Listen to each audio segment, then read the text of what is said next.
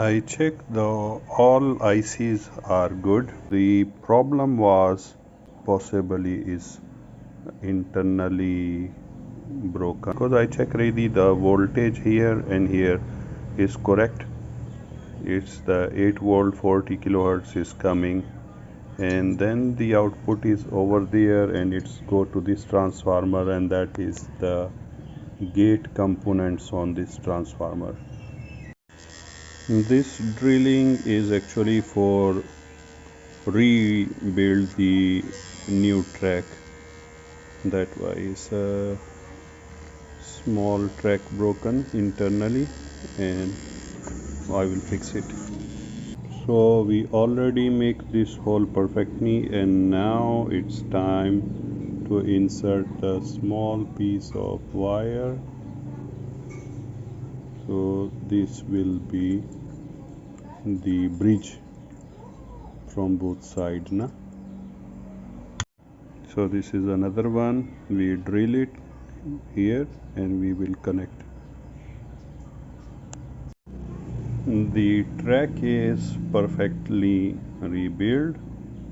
So this is our the top layer, and it's go out here. This is the point 1 for the gate drive transformer, and point 2, that 2 is directly coming from this track. It's go under here and then it's go out here. To secure this track, I will use this UV glue. The UV glue is ready. I will use it with full power. 60 seconds. It's almost ready. The glue is already good dry, and now it's time to change the other side, and it's time to glue this one. The UV glue is completely insulate our tracks. Everything is look perfect, so I will clean the board first, and before installation the IGBT I will check the drive voltage and frequency. Set multimeter on to AC voltage range. Okay, we're going to test the drive voltage.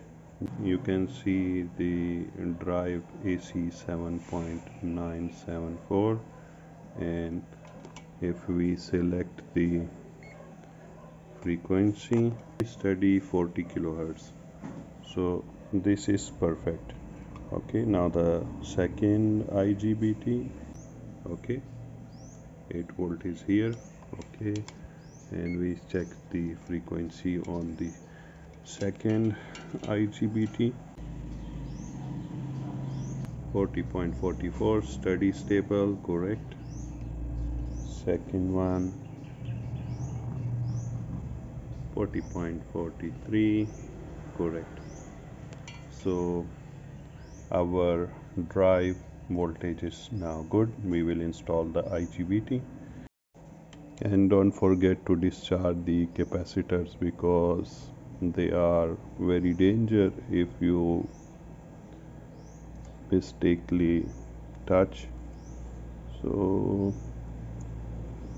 no compromise on the capacitor discharging. So our board is ready, and now we will install in the machine and we test the performance. So we check the voltage on the output terminal. Yeah, before we have only 14 volt, now is 50 volt almost. It's good. For the test purpose, I just take out the one thin wire from this our copper wire and set the current to minimum, and let's see if we have a spark. Ooh, perfect,